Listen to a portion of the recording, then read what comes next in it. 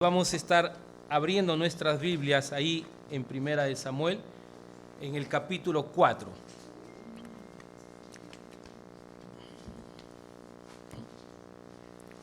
Vamos a estar abriendo ahí en Primera de Samuel, capítulo 4, a manera de una pequeña introducción. ¿Me escuchan bien en la parte de atrás? Sí.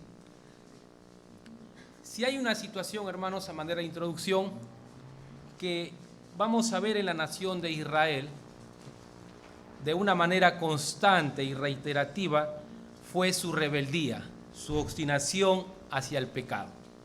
Desde sus inicios como nación, fue un patrón que siempre vamos a ver a lo largo de toda la Escritura. El Señor los liberta de mano de Faraón, los saca de la esclavitud donde vivían, con mano dura, con muchos prodigios y milagros, trayendo plagas sobre Egipto. Luego cruzan el Mar Rojo, como todos sabemos, el cual es ya un acontecimiento milagroso. Y a pocos días de haber vivido esta experiencia, ya estando Israel a salvo de los egipcios, se encontraban en el desierto cuando Moisés sube a recibir las tablas de la ley, las tablas que Dios le iba a dar, los 10 mandamientos, conocidas también como las tablas que fueron escritas con el dedo de Dios. Ellos se encontraban ya a pocos días de vivir esta experiencia adorando un becerro de oro. Luego conocemos que por su incredulidad este pueblo no iba a tomar la tierra hasta después de 40 años, iban a vagar en el desierto. Este pueblo siempre va a ser sometido a duro juicio de parte de Dios, debido a su idolatría, inclinación hacia el pecado. Algunas veces Dios va a mencionar esta deslealtad como la de una esposa infiel que olvida el pacto de su juventud. Pero el Señor, que no olvida el pacto y sus promesas, siempre va a extender su mano hacia ellos. Y aún en este tiempo sabemos y creemos que Dios no ha culminado con la nación de Israel. Precisamente, hoy lo que vamos a estar viendo es un hecho muy duro en la vida de este pueblo, donde Dios va a permitir que el pueblo de los filisteos, que eran sus enemigos, les derroten y capturen el arca del pacto, el arca de Jehová, como también se le conoce. El título para mi mensaje de esta tarde es Dios juzga a su pueblo. Vamos a dar lectura entonces a los primeros versículos de Samuel, el capítulo 4. La primera línea, hermanos, no lo vamos a leer porque considero que esa es la culminación del capítulo 3. De la segunda línea vamos a dar lectura hasta el versículo 4. Por aquel tiempo salió Israel a encontrar en batalla a los filisteos y acampó junto a Ebenezer. Y los filisteos acamparon en Afet. Y los filisteos, versículo 2 estamos en el versículo 2, capítulo 4 de 1 Samuel. Y los filisteos presentaron la batalla a Israel y trabándose el combate, Israel fue vencido delante de los filisteos, los cuales hirieron en la batalla en el campo como a 4,000 hombres. Cuando volvió el pueblo al campamento, los ancianos de Israel dijeron: ¿por qué nos ha herido hoy Jehová delante de los filisteos? Traigamos a nosotros de Silo el arca del pacto de Jehová para que viniendo entre nosotros nos salve de la mano de nuestros enemigos. Y envió el pueblo a Silo y trajeron de allá el arca del pacto de Jehová de los ejércitos que moraba entre los querubines, y los 2 hijos de Eli, Ofni y Finees, estaban ahí con el arca del pacto de Dios. Hasta ahí nomás vamos a leer, luego continuamos. Vamos a orar, hermanos, inclinamos nuestros rostros para el pedir la dirección de nuestro Señor. Padre, te damos gracias, Señor. Gracias porque tú nos das esta oportunidad, primeramente de congregar. Gracias por los cantos que hemos entonado hermosos, Señor, donde reconocemos el gran amor que tuviste al venir a este mundo, Señor, a salvarnos. Y gracias también por este privilegio de poder abrir tu palabra, Señor. Que tu santo y poderoso Espíritu nos guíe, nos redarguya, nos consuele, nos convenza, Señor, de cualquier acto que tú quieras hacer en nuestras vidas, Señor, que estemos dispuestos a estar siempre con ese corazón, Señor, sensible a lo que tú nos quieras enseñar en tu palabra. En Cristo Jesús te lo pedimos. Amén. Esta historia que hemos leído a manera de un contexto, hermanos, la nación de Israel ya se encuentra en la tierra prometida. Algunos historiadores o eruditos bíblicos dicen que ya había pasado un periodo de 350 años aproximadamente desde que Israel se encuentra en esta tierra que el Señor les había prometido, la cual conocemos que Josué fue el que repartió la tierra a todas las tribus, ¿no? También tengamos presente en este tiempo que no había un rey que los gobernase. Así que el juez y líder en este momento era el sumo sacerdote llamado Elí. De alguna manera era Dios quien los gobernaba y lo hacía a través de líderes que él establecía, y a estos líderes se les conocía con el nombre de jueces.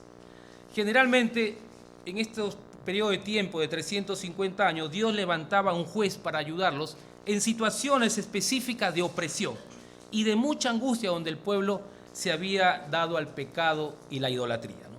Estos jueces debían ayudar a su pueblo, pero aún muchos de estos caudillos no cumplían en su totalidad con la misión que se les había encomendado, ¿no? El tiempo de los jueces fue un tiempo muy oscuro, hermanos, en la nación. Y como la misma palabra nos dice, hacían cada uno lo que bien les parecía. Y esto es algo evidente poder ver aquí por algunas decisiones apresuradas que toma sus líderes juntamente con el pueblo, sin ningún temor y completamente equivocadas. En los versículos 1 y 2 que acabamos de leer, nos dice que el pueblo de Israel sale a luchar contra los filisteos. Israel cae derrotado y en la batalla mueren como 4,000 hombres, ¿no? Esto lo podemos ver al final del versículo 2. En el verso 3 nos dice que luego de ser derrotados, regresan a su campamento y con motivo de su derrota, los ancianos realizan la siguiente pregunta, ¿no? ¿Por qué nos ha herido hoy Jehová delante de los filisteos? Una pregunta, hermanos, que en parte considero válida, y digo en parte porque ellos están reconociendo que son el pueblo de Dios. Y sabía de alguna manera que era Dios quien los había cuidado por muchos años. Pero lo que ellos no están queriendo es una respuesta sincera y profunda. Esta pregunta que se hacen estos líderes nos va a hacer ver de alguna manera la ceguera espiritual en la que ellos se encontraban. Ellos están reconociendo que Dios es quien está detrás de todo esto, preocupados seguramente por haber perdido la batalla y a tantos hombres, pero por la decisión que toman inmediatamente después de preguntarse, se puede ver que no están buscando una respuesta, no tienen ningún interés en que Dios la responda, porque simplemente se preguntaron, y como nos dice al final del mismo versículo 3, enviaron por el arca del pacto para que lo salve. El pueblo de Israel, como ya lo hemos dicho, vivía en una total pobreza espiritual. Y eso lo podemos ver en los puntos más altos, ¿no? En este mismo libro, en los capítulos 2 y 3, nos va a narrar todo el pecado que estaba aconteciendo, sobre todo en sus líderes espirituales. 2 sacerdotes se mencionan ahí, Ofni y Finees, quienes habían caído terriblemente en pecado. Elí era el sumo sacerdote y juez, junto con los ancianos. Debían conocer, debían saber lo que Dios demandaba de su pueblo, las leyes que Él les había dado para que las cumplan. Pero irónicamente aquí los ancianos son los que van a preguntar el por qué Dios los había abandonado. Y no se preguntaron por su pecado ni la rebeldía en la que estaban viviendo todo el pueblo, ¿no? Pero creo que de todas formas, al menos ellos dijeron algo sensato, porque ellos están reconociendo que el Señor era quien los había herido. Ellos están reconociendo que era Dios quien los había entregado en manos de los filisteos, como lo podemos ver en la misma pregunta que ellos se hacen. Pero lo que ellos no vieron es que los filisteos eran solamente instrumentos de turno que Dios estaba utilizando para juzgar a su nación, para juzgarlo de su pecado. Estos ancianos, en sus palabras, también reconocieron la existencia y la soberanía de un Dios todopoderoso que controla todos los acontecimientos de su nación. Ellos no tenían que tomar una actitud de sorprendidos o victimizarse al recibir la espalda de Dios.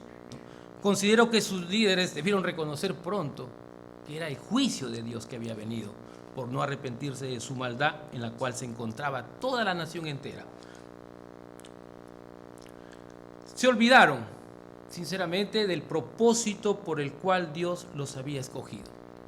Dios los había escogido, como la misma palabra les va a decir, para ser un pueblo santo. Debían saber que Dios es santo y que demandaba de su pueblo santidad. Ellos debían ser ejemplo para las demás naciones. Para eso Dios los había sacado de Egipto. Para eso Dios los había formado. En Éxodo 19:6, no vayan allá, pueden anotarlo. Éxodo 19:6, Dios les va a decir: y ustedes me serán un reino de sacerdotes y gente santa. Ellos debían volverse, hermanos, a la ley la cual les fue dada, ¿no? Ver las bendiciones que Dios había prometido.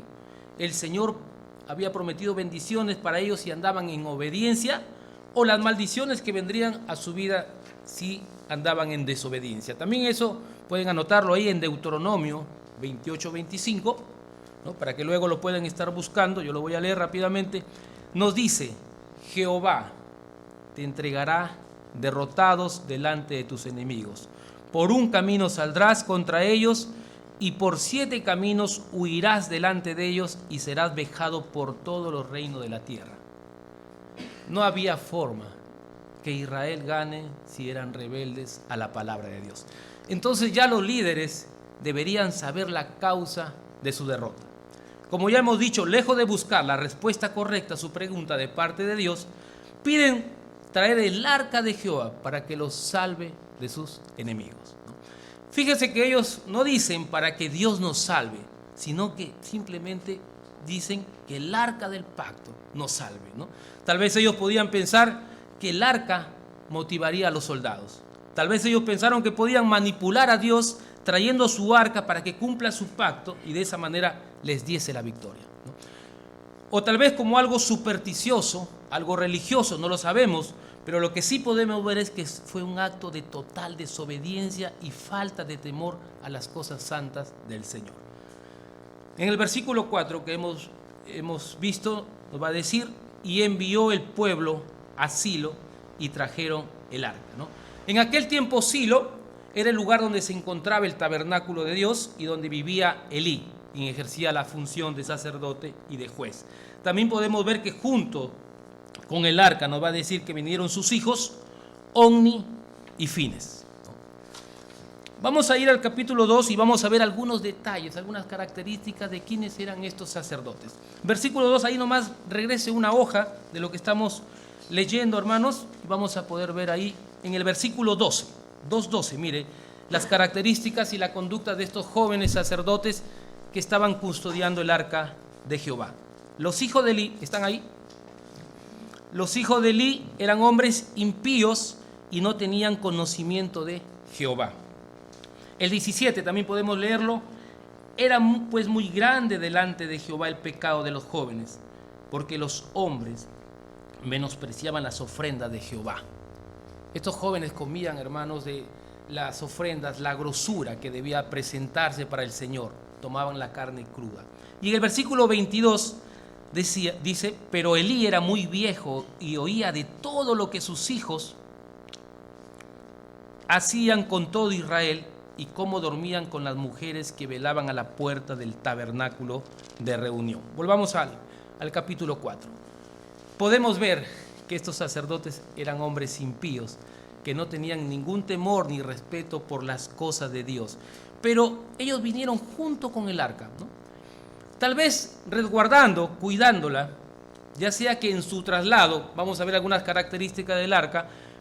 Recuerde que en su traslado no debía tocarse para nada el arca de Jehová, ¿no? El arca tenía 4 anillos en sus 4 esquinas para poder colocar las 4 varas para su traslado, ¿no? Solo debía de ser llevada por los levitas, descendientes de Coat, o los coatitas, como también se le conoce. Recuerden que nadie debía mirar dentro del arca. El arca debía de venir cubierta. Y qué curioso, estos sacerdotes creían que por su posición que ejercían ante el pueblo eran las personas indicadas para resguardar y cumplir esa tarea. Primeramente debían de haber guardado y cuidado su corazón antes de guardar y servir en las cosas de Dios. Ellos se creían que estaban aptos para este servicio, pero el Señor no se iba a agradar de esto, ¿no? El pueblo tal vez pensó que Dios se había agradado de estos hombres, ya que aún permanecían ministrando en su casa. Tal vez creían que Dios no era tan exigente en la santidad que demandaba de sus líderes, ¿no? Tal vez creían que Dios había bajado sus estándares de pureza y caridad.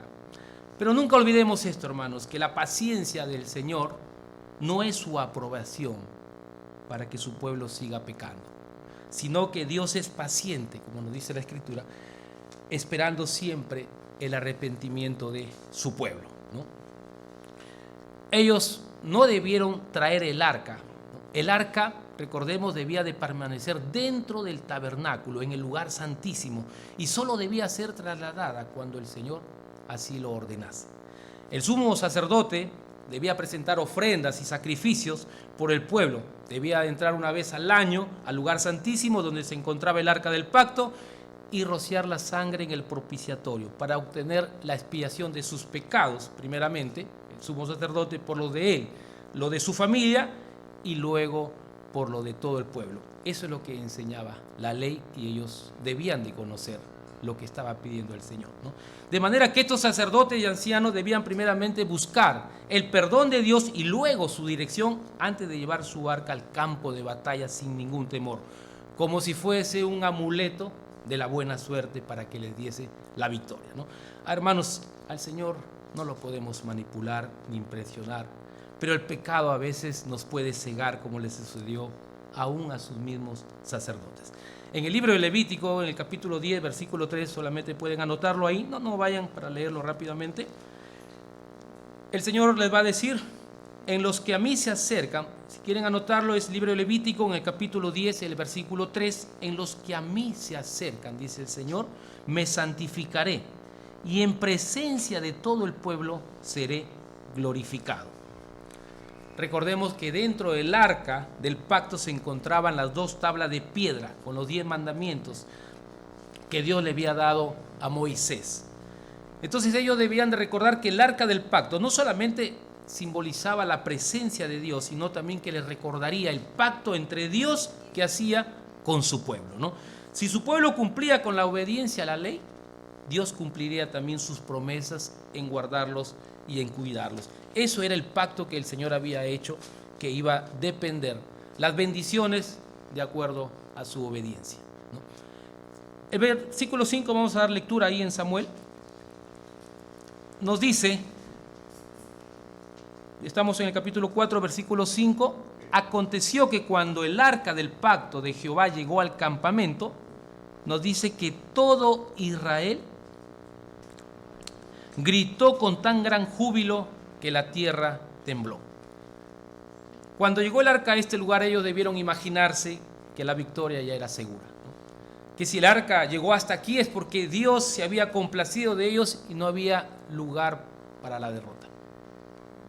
Creo que debieron de haber gritado y lamentado primeramente por su pecado, pero sin embargo ellos aquí gritan de júbilo, alegría, porque creían que venía la ayuda de parte de Dios. ¿Qué podemos aprender para nosotros de esto? Hoy en día creo que muchos hemos tenido una experiencia, hemos visto en televisión, en algunos eventos religiosos, cultos de algunas iglesias, donde podemos ver que muchas veces, ¿no?, personas llevadas por la emoción, por el entusiasmo, por la euforia, saltan, gritan, danzan, y eso sucede muy a menudo, hermanos, en distintos círculos religiosos, ¿no? Damos lugar a las emociones, a los sentimientos, y no digo que sean pecados las emociones, porque sabemos que vienen de Dios. Dios nos da las emociones, pero son peligrosas si primeramente no profundizamos en una relación de crecimiento y de santidad delante de Dios. Aquí el pueblo en este versículo nos hace ver que buscó el favor de Dios, buscó la ayuda de Dios trayendo el arca del pacto. Querían los beneficios de Dios, pero no la obediencia. Deberíamos también aprender nosotros a cuidarnos, ¿no?, de no solamente buscar las bendiciones de Dios, sino también examinar en nuestros corazones y ver si estamos caminando en su palabra. El Señor, nuestro Dios, una vez más lo digo, no es un amuleto de la buena suerte, y lo digo con toda reverencia. Cuidémonos, hermanos, de la religiosidad. Dios ve nuestro corazón. Las intenciones que podamos tener y motivaciones pueden ser muy buenas, pero no significa siempre obediencia a Dios. Leamos el versículo 6. Cuando los filisteos oyeron la voz de júbilo, dijeron: ¿qué voz de gran júbilo es esta en el campamento de los hebreos? Y supieron que el arca de Jehová había sido traída al campamento. 7. Y los filisteos tuvieron miedo porque decían, ha venido Dios al campamento, y dijeron, ay de nosotros, pues antes de ahora no fue así. Podemos ver aquí que los filisteos tuvieron gran temor al escuchar el grito de júbilo de los israelitas, ¿no? Rápidamente los filisteos se preguntan, ¿qué está ocurriendo en el campamento de los hebreos? Ellos acababan de derrotarlos. Recuerden que habían ganado la batalla, habían muerto 4.000 judíos, digamos, ¿no? Y ellos sabían que no había forma de que los hebreos pudiesen ganarle, ¿no? Ya los habían derrotado. Entonces, cuando escuchan que el arca de Jehová llegó al campamento, ahí fue distinto, ¿no? Nos dice que tuvieron temor. Podríamos imaginarnos que ellos no tuvieron temor ni miedo por el grito o el bullicio que se oyó, pues eran hombres de guerra. Y creemos que era frecuente que de esa manera se entusiasmasen o se arenguen los ejércitos antes de pelear. Pero la presencia de Dios con su pueblo, eso sí era distinto. Nos vemos al final del versículo 6, cuando dice, y supieron que el arca de Jehová fue traída al campamento, comenzando el versículo 7 que hemos leído, dice, y los filisteos tuvieron miedo. Leamos el versículo 8. Ay de nosotros, ¿quién nos librará de la mano de estos dioses poderosos? Estos son los dioses que hirieron a Egipto con toda plaga en el desierto. En el versículo 7 termina diciendo, ay de nosotros. También podemos ver el lamento en el versículo 8. Ay de nosotros, están diciendo estos filisteos, ¿no? Como diciendo, pobre de nosotros, ¿quién nos ayudará? ¿Quién podrá librarnos de estos dioses poderosos? Debemos entender, hermanos, que ellos no tenían todo el conocimiento o la revelación de Dios, por eso ellos creen que eran varios dioses quienes estaban peleando por Israel, ¿no? Lo que sí nos queda claro es que estos filisteos tuvieron miedo al poder de Dios y reconocieron que Dios había liberado a Israel de Egipto con grandes plagas. También podemos ver una gran diferencia entre estos dos pueblos, un contraste, hermanos, entre los filisteos, un pueblo gentil, incrédulo, incircunciso, como los va a llamar David más adelante, mostrando temor hacia las cosas de Dios, mostrando temor de lo que Dios había hecho en Egipto y también temor al arca de Jehová. Mientras que su pueblo mostró todo lo contrario, mucha euforia, mucha emoción, pero ningún temor a su presencia y a su santidad. Lo que estos filisteos no sabían es que Dios ya había abandonado a su pueblo a causa de su pecado y no iba a pelear por ellos. Podemos ver en el Salmo 81, 13, 14, si desean pueden ir ahí o si no lo pueden anotar. Estos filisteos no sabían que ya el Señor había entregado a su pueblo en sus manos, ¿no? Salmo 81, 13, 14 nos dice, oh, si me hubiera oído mi pueblo, si mis caminos hubiera andado Israel, en un momento yo hubiese derribado a sus enemigos y vuelto mis manos contra sus adversarios. Si Israel hubiese andado en el camino de Dios, nadie los habría derrotado. Leamos ahora el versículo 9. Esforzaos, oh filisteos, y sé hombres, para que no sirváis a los hebreos como ellos os han servido a vosotros. Sé hombres y pelead. Pelearon pues los filisteos, e Israel fue vencido, y huyeron cada cual a sus tiendas. Y fue hecha muy grande mortandad, pues cayeron de Israel 30.000 hombres de a pie. Y el arca de Dios fue tomada, y muertos los dos hijos de Eli, Omni y Fines. En el verso 9 vemos cómo estos filisteos, a pesar de todo, van a cobrar ánimo y se van a alentar los unos a otros, arengándose para pelear la batalla y no rendirse ante sus enemigos, ¿no? Ellos van a decir ahí, esforzaos, oh filisteos, y sé hombres, ¿no? Sé hombres y pelead. Qué insolencia es creer que la victoria viene de los hombres, ¿no? Que puede venir de nuestro esfuerzo, de nuestras palabras, de nuestra motivación, de nuestro entusiasmo, de pensar positivamente o de tener buenas vibras, como es algo que está muy de moda hoy en día, ¿no? O en cualquier otra cosa que se pueda creer, ¿no? ¿Qué orgullo se manifiesta si nos damos los créditos de nuestros logros a nosotros mismos? Es bueno, hermano, que nos esforcemos, trabajemos, luchemos, pero al final tenemos que reconocer que de Dios viene la fuerza, ¿no? Estos filisteos no saben ni se imaginan que era Dios quien les estaba dando la victoria. Proverbios 21:31, pueden anotarlo, no vayan ahí por el tiempo. El Proverbio 21:31 nos dice: el caballo se alista para el día de la batalla, mas Jehová es el que da la victoria.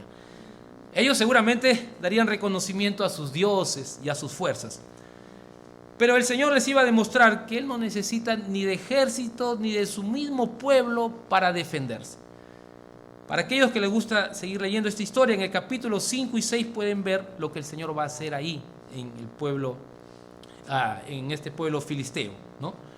Pueden ver el terror que Dios trae trayendo plaga a los filisteos por haber llevado su arca, para que los filisteos recuerden que Él también era el mismo que había traído las plagas a Egipto, como ellos lo habían mencionado en el versículo 8, ¿no?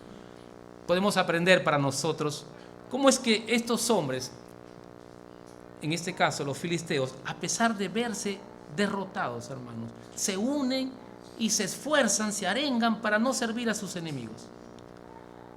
Nosotros sabemos que tenemos un enemigo que, a pesar de estar derrotado, siempre está dándonos pelea sin descansar. Aprendamos a no rendirnos, hermanos, y dar pelea en todo tiempo, porque tenemos una lucha diaria, ¿no? Así que debemos animarnos, ayudarnos, alentarnos los unos a otros en el temor y en el amor de Dios, ¿no? En el verso 10, ahí podemos ver lo que ya hemos leído. Sucedió lo que era inevitable, hermano. Nos dice que Israel fue vencido, ¿no? Estamos en el verso 10. Cayeron de Israel 30,000 hombres. Podemos ver que ahora, trayendo el arca, la derrota fue mucho más grande que la anterior. En la anterior habían caído 4,000 y ahora muchísimo más. Cayeron 30,000 soldados. Creo que aquí Dios está mostrando su ira por traer su arca a la batalla. El Señor no iba a permitir una vez más que su pueblo siguiera corrompiéndose, andando en sus propios caminos, en la idolatría y en la maldad de su corazón. El arca del pacto, símbolo de su presencia, les fue quitada y murieron 2 sacerdotes que tuvieron en poco el nombre de Jehová, como lo vemos en el versículo 11, ¿no? Y el arca de Dios fue tomada, muertos los 2 hijos de Elí, Ofni y Fines. Ahora leamos el versículo 15.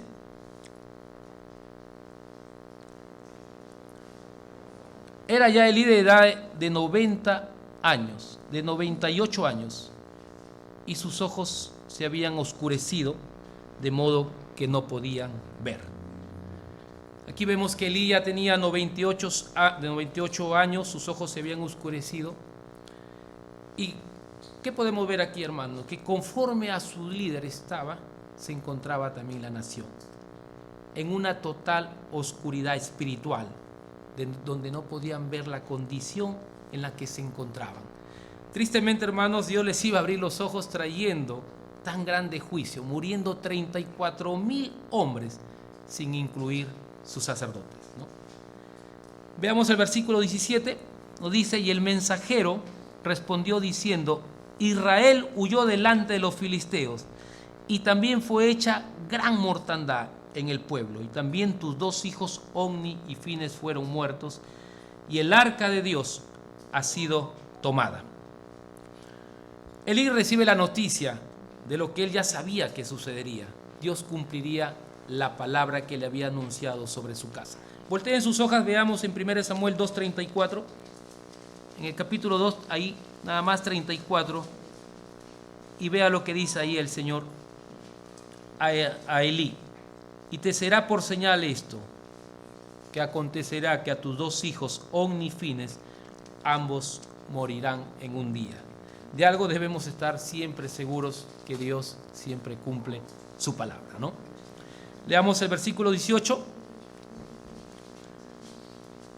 Nos dice: y aconteció que cuando él hizo mención del arca de Dios, Elí cayó hacia atrás de la silla al lado de la puerta, se desnucó y murió, porque era hombre viejo y pesado y había juzgado a Israel 40 años.